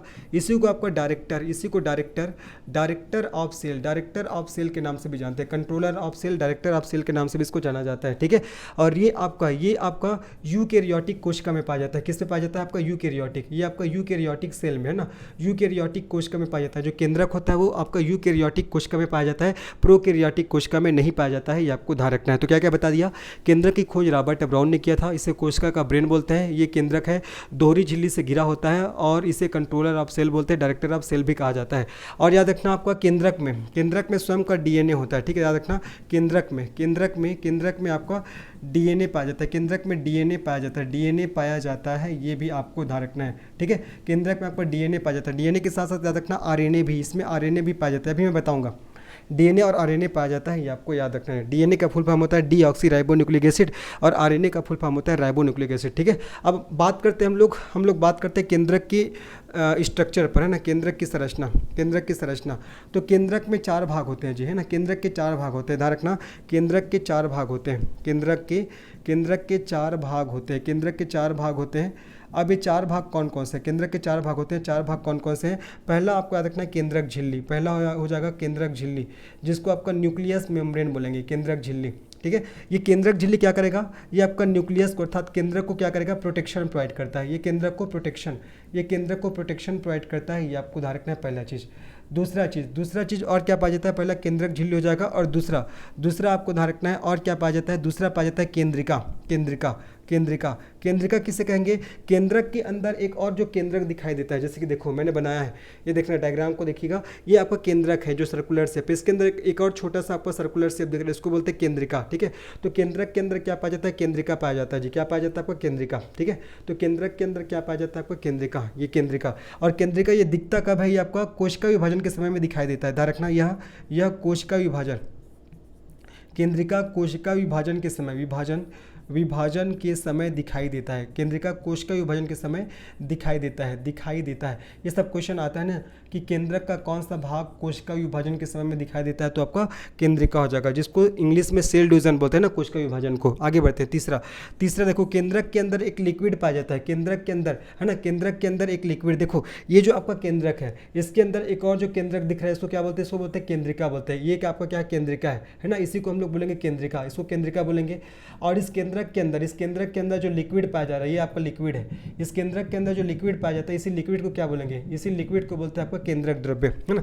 तीसरा हो जाएगा केंद्रक द्रव्य, जिसको इंग्लिश में न्यूक्लियोप्लाज्म के नाम से जानते हैं। और इसी केंद्रक द्रव्य में क्या रहता है, आरएनए रहता है। तो क्वेश्चन पूछेगा केंद्रक के अंदर आरएनए कहाँ पाया जाता है, तो बताना केंद्रक द्रव्य में, है ना। तो इसी केंद्रक द्रव्य में, है ना, इसी केंद्रक द्रव्य में आरएनए पाया जाता है। क्या पाया जाता है जी, आरएनए पाया जाता है, केंद्रक द्रव्य में आरएनए पाया जाता है जी, आपको ध्यान रखना है, आरएनए पाया जाता है। आरएनए का फुल फॉर्म होता है राइबो न्यूक्लिक एसिड। आगे बढ़ते हैं, चौथा केंद्रक द्रव्य भी हो गया, चौथा क्या हो जाएगा, चौथा क्रोमेटिन। तो आपको इसके केंद्रिका के अंदर, है ना, या केंद्रक के अंदर आपको धागेनुमा स्ट्रक्चर दिखाई दे रहा होगा। देखो यहाँ पास देखिए, यहाँ जो मैंने डायग्राम बनाया है, देखो ये केंद्रक है, तो केंद्रक के अंदर जो ये आपका धागेनुमा स्ट्रक्चर दिखाई दे रहा है, इसको बोलते हैं क्रोमेटिन। क्या बोलते हैं इसको, क्रोमेटिन, है ना। तो चौथा क्या पाया जाता है,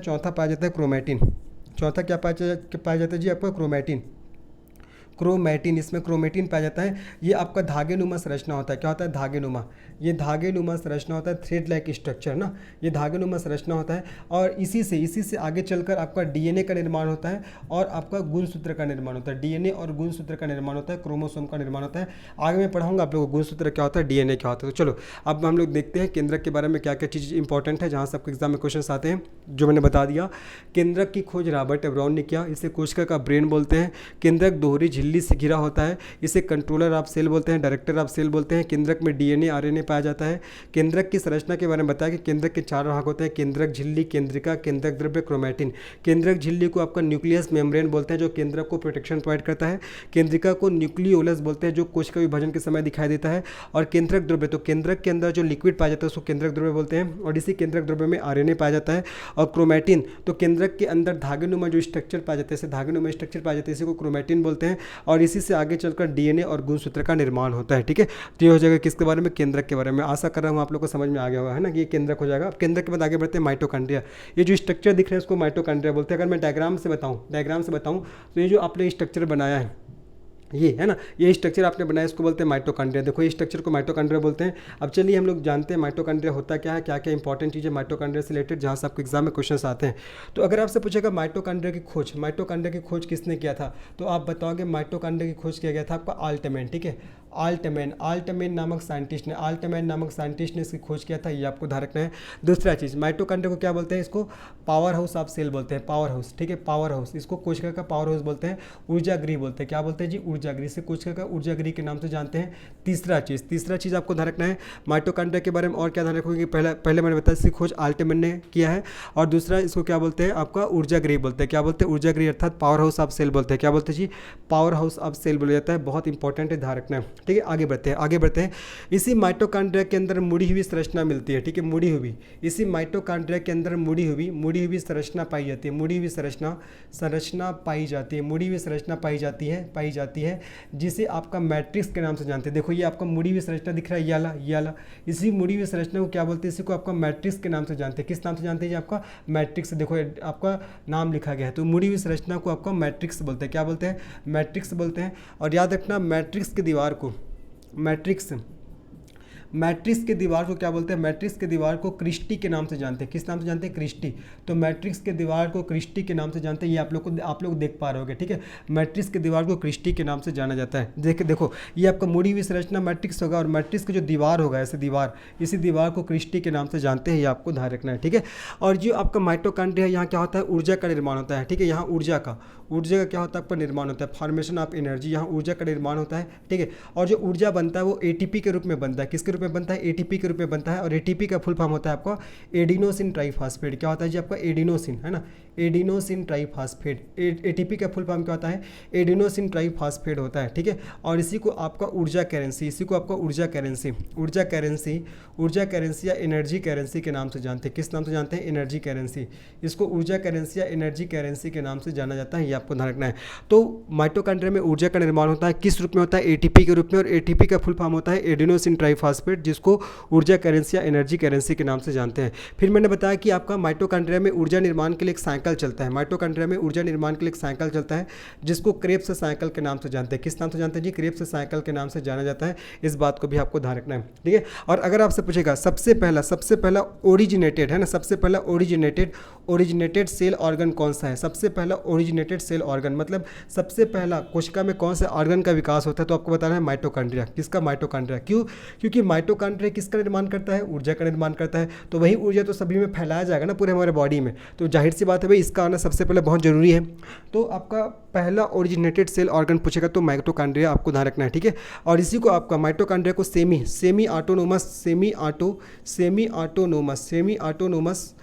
ऑटोनोमस बॉडी के नाम से भी जानते हैं, अर्थात इसको अर्धस्वायत्त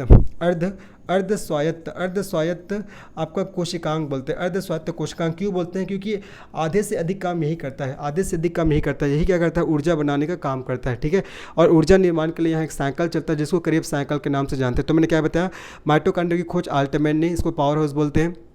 इसके अंदर मुड़ी हुई संरचना पाई जाती है जिसको मैट्रिक्स बोलते हैं। मैट्रिक्स के दीवार को क्रिस्टी बोला जाता है। ऊर्जा का निर्माण होता है यहाँ, और ऊर्जा एटीपी के रूप में बनता है। एटीपी का फुल फॉर्म एडेनोसिन ट्राइफॉस्फेट होता है। और ऊर्जा निर्माण के लिए एक साइकिल चलता है जिसको क्रेब्स साइकिल के नाम से जानते हैं। और ये पहला ओरिजिनेटेड सेल ऑर्गन है ना। और ये आपका सेमी ऑटोनोमस बॉडी अर्थात अर्ध स्वायत्त कोशिकांग है, अर्थात ये मैक्सिमम काम खुद ही करता है। आगे बढ़ते हैं।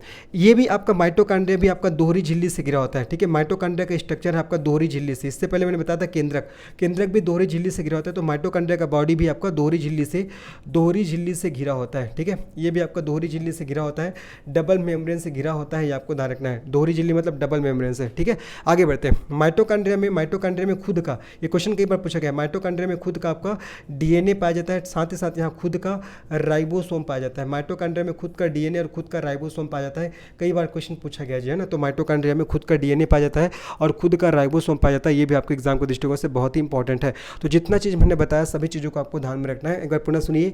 माइटोकॉन्ड्रिया की खोज आल्टमैन ने, कोशिका का पावर हाउस बोलते हैं। इसके अंदर मुड़ी हुई संरचना पाई जाती है जिसको मैट्रिक्स बोलते हैं। मैट्रिक्स की दीवार को क्रिस्टी बोलते हैं। और यहाँ ऊर्जा के निर्माण के लिए एक साइकिल चलता है जिसको क्रेब्स साइकिल बोलते हैं। और ऊर्जा एटीपी के रूप में यहाँ बनता है। एटीपी का फुल फॉर्म एडेनोसिन ट्राइफॉस्फेट जिसको एनर्जी करेंसी बोलते हैं। और ये फर्स्ट ओरिजिनेटेड सेल ऑर्गन है ना। ये आपका फर्स्ट है ना, फर्स्ट ओरिजिनेटेड सेल ऑर्गन है। मतलब कोशिका में सबसे पहले माइटोकॉन्ड्रिया का ही निर्माण होता है। फ्रेंड मैंने बताया कि आपका सेमी ऑटोनोमस बॉडी अर्थात अर्ध स्वायत्त कोशिकांग है, मतलब मैक्सिमम काम खुद अपना करता है ये।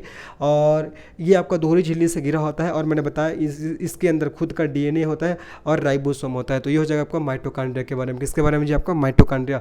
जितना चीज़ मैंने बताया, इससे पहले मैंने बताया केंद्रक के बारे में, है ना, और इसके बाद मैंने बता दिया माइटोकॉन्ड्रिया के बारे में। तो ये केंद्रक भी हो गया, माइटोकॉन्ड्रिया भी हो गया। अब आगे बढ़ते हैं। देखिए अब आगे बढ़ते हैं। राइबोसोम। तो राइबोसोम को किस नाम से जानते हैं? राइबोसोम को प्रोटीन की फैक्ट्री बोलते हैं। राइबोसोम को आपका प्रोटीन की फैक्ट्री ऑफ सेल है ना, इसको प्रोटीन की फैक्ट्री कहा जाता है। राइबोसोम को प्रोटीन की फैक्ट्री कहा जाता है। ये जो आप लोग डायग्राम देख पा रहे हो, ये क्या है आपका राइबोसोम। तो राइबोसोम को प्रोटीन की फैक्ट्री बोलते हैं। ठीक है, देखिएगा यहाँ पास, देखिए मैं डायग्राम में बनाया हूँ। देखो डायग्राम देखिए आप लोग, ये आपका क्या है, आपका ये कोशिका का स्ट्रक्चर है। तो ये आपका देखो, ये क्या है, अंतःप्रद्रव्य जालिका है। ठीक है, इसके ऊपर रेड कलर का जो स्ट्रक्चर दिख रहा है इसी को राइबोसोम बोलते हैं। तो राइबोसोम को किस नाम से जानते हैं? राइबोसोम को प्रोटीन की फैक्ट्री बोलते हैं। कोशिका में प्रोटीन की फैक्ट्री के नाम से इसको जानते हैं। ठीक है, राइबोसोम को। दूसरा चीज़ याद रखना है, राइबोसोम को प्रोटीन की फैक्ट्री बोलते हैं ना। और दूसरा चीज़ ध्यान रखना है, यह कोशिका का सबसे आपका स्मॉलेस्ट ऑर्गन होता है। सबसे स्मॉलेस्ट ऑर्गन है। ठीक है, सबसे स्मॉलेस्ट ऑर्गन है, सबसे छोटी कोशिकांग है, ध्यान रखना है। ठीक है, ये आपका राइबोसोम सबसे छोटी कोशिकांग है। अब ये करता क्या है? ये आपका प्रोटीन का निर्माण करता है। किसका निर्माण करता है? प्रोटीन का। ये आपका प्रोटीन का निर्माण करता है। ठीक है जी, ये प्रोटीन का निर्माण करता है, प्रोटीन का फॉर्मेशन करता है, ध्यान रखना है। ठीक है, और आगे चलते हैं। अब ये राइबोसोम कहाँ पाया जाता है? जो राइबोसोम है, राइबोसोम कहाँ पाया जाता है? राइबोसोम कहाँ पाया जाता है? तो आपको ध्यान रखना है, राइबोसोम कहाँ पाया जाता है जी। देखो, तो सबसे पहले तो आपका अंतःप्रद्रव्य जालिका, उसी में तो चिपका हुआ है। तो सबसे पहले अंतःप्रद्रव्य जालिका में ये पाया जाता है, पहला चीज़। और दूसरा चीज़, और ये कहाँ पाया जाता है? ये पाया जाता है आपका पहला अंतःप्रद्रव्य जालिका में। दूसरा पाया जाता है कोशिका द्रव्य में, ये पाया जाता है कोशिका द्रव्य में भी ये पाया जाता है। और तीसरा और कहाँ पाया जाता है? ये तीसरा पाया जाता है, आपको ध्यान रखना है, आपका माइटोकॉन्ड्रिया में। ठीक है, माइटोकॉन्ड्रिया। मैंने इससे पहले पढ़ा है कि माइटोकॉन्ड्रिया में खुद का राइबोसोम होता है।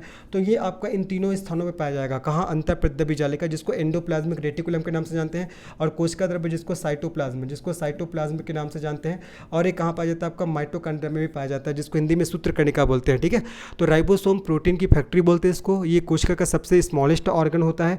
ये प्रोटीन का निर्माण करता है। राइबोसोम आपका अंतःप्रद्रव्य जालिका में पाया जाता है, कोशिका द्रव्य में पाया जाता है, और आपका माइटोकॉन्ड्रिया में पाया जाता है। ठीक है, ये आपको ध्यान रखना है। अब बात करते हैं राइबोसोम के बारे में। तो राइबोसोम आपका दो प्रकार का होता है। राइबोसोम आपका दो प्रकार का होता है। जो राइबोसोम होता है ना आपका दो प्रकार का होता है। अब दो प्रकार कौन कौन सा हो जाएगा, याद रखना। पहला आपका 70S, पहला 70S राइबोसोम होगा, पहला 70S राइबोसोम होगा। ठीक है, और दूसरा क्या होता है? 80S, दूसरा 80S राइबोसोम। पहला 70S राइबोसोम और दूसरा 80S राइबोसोम। अब ये 70S राइबोसोम किस में पाया जाता है? ये पाया जाता है आपका प्रोकैरियोटिक कोशिका में। किस में जी? प्रोकैरियोटिक। ये आपका प्रोकैरियोटिक, ये प्रोकैरियोटिक कोशिका में पाया जाता है 70S राइबोसोम। जबकि 80S राइबोसोम होता है ना, ये आपका यूकैरियोटिक कोशिका में पाया जाता है। किस में पाया जाता है? आपका यूकैरियोटिक कोशिका में पाया जाता है। मैं आगे पढ़ाऊंगा ये प्रोकैरियोटिक और यूकैरियोटिक कोशिका क्या होता है। तो फिलहाल ध्यान रखना राइबोसोम दो प्रकार का होता है, 70S राइबोसोम और 80S राइबोसोम।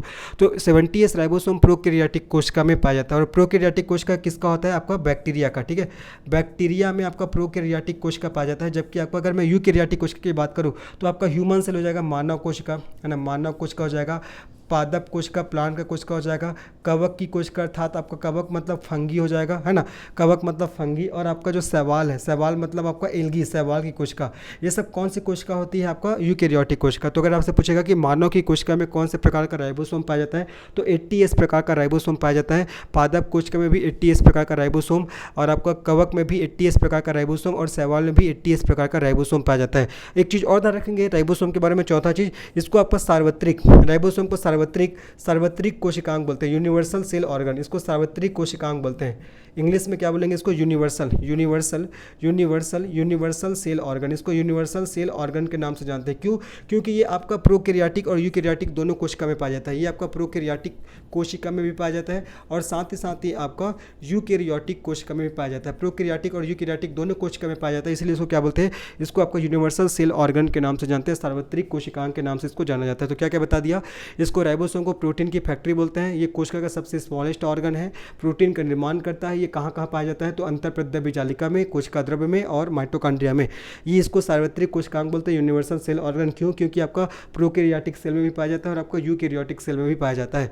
राइबोसोम दो प्रकार का होता है, 70S और आपका 80S। 70S राइबोसोम प्रोकैरियोटिक कोशिका में पाया जाता है, जैसे कि बैक्टीरिया में, और 80S राइबोसोम यूकैरियोटिक कोशिका में पाया जाता है, जैसे कि आपका ह्यूमन सेल, प्लांट सेल, कवक में, है ना, शैवाल का सेल, इन सब में आपका यूकैरियोटिक प्रकार का 80S प्रकार का राइबोसोम पाया जाता है ना। तो ये हो जाएगा राइबोसोम के बारे में। तो देखो, इससे पहले मैंने पढ़ा है आपको माइटोकॉन्ड्रिया, उससे पहले मैंने पढ़ा आप लोगों को केंद्रक के बारे में, उससे पहले मैंने पढ़ा आप लोगों को कोशिका झिल्ली, उससे पहले मैंने पढ़ा आप लोगों को कोशिका भित्ति के बारे में। सभी चीज़ों के बारे में आपको ध्यान में रखते चलना है ना। बहुत ज़बरदस्त क्लास है जी, बता रहा हूँ। जितने भी एग्जाम हो गए, इवन CGPSC CG आपको सेंट्रल लेवल के जितने भी एग्जाम है, सब एग्जाम में काम आएगा। चलो लाइसोसोम, अब लाइसोसोम के बारे में ध्यान रखना है आपको। लाइसोसोम क्या बोलते हैं, इसको सुसाइडल बैग ऑफ सेल बोलते हैं। क्या बोलते हैं इसको, सुसाइडल बैग, इसको सुसाइडल बैग ऑफ सेल के नाम से जानते हैं, अर्थात इसको कोशिका की आत्महत्या की थैली बोलते हैं। क्या बोलते हैं जिसको, कोशिका की आत्महत्या की थैली, इसको कोशिका की आत्महत्या की थैली बोला जाता है, कोशिका की आत्महत्या की थैली बोला जाता है। ये आपको ध्यान रखना है, बहुत ज़्यादा इंपॉर्टेंट है, ठीक है। और इसको किस नाम से जानते हैं, इसको सेल का, है ना, इसको कोशिका का, सेल का एटम बम बोलते हैं, सेल का एटम बम, इसको सेल का एटम बम बोलते हैं, है ना। इसको स्क्वेंजर ऑफ सेल बोलते हैं, मतलब सेल की सफाई करने वाला, स्क्वेंजर मतलब सफाई करने वाला, ठीक है, सफाई करने वाला, इसको कोशिका का सफाई करने वाला के नाम से भी जानते हैं। क्यों ये सब नाम इसको दिया गया है, देखो ध्यान रखना।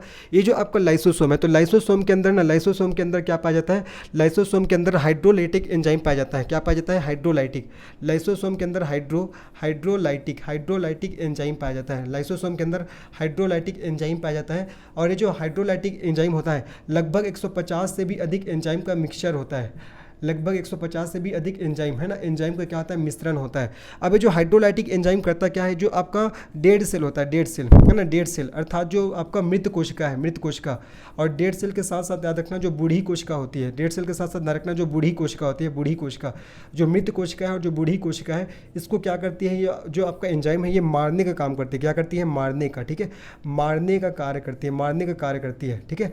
एक प्रकार से देखो तो इसका स्ट्रक्चर कैसा होता है, इस प्रकार से होता है, देखो ये ऐसा छोटी से थैली के समान ऐसे स्ट्रक्चर रहता है, और इसके अंदर क्या भरा होता है, इसके अंदर से हाइड्रोलाइटिक एंजाइम भरा होता है, हाइड्रोलाइटिक एंजाइम, ठीक है, ऐसे हाइड्रोलाइटिक एंजाइम भरा होता है।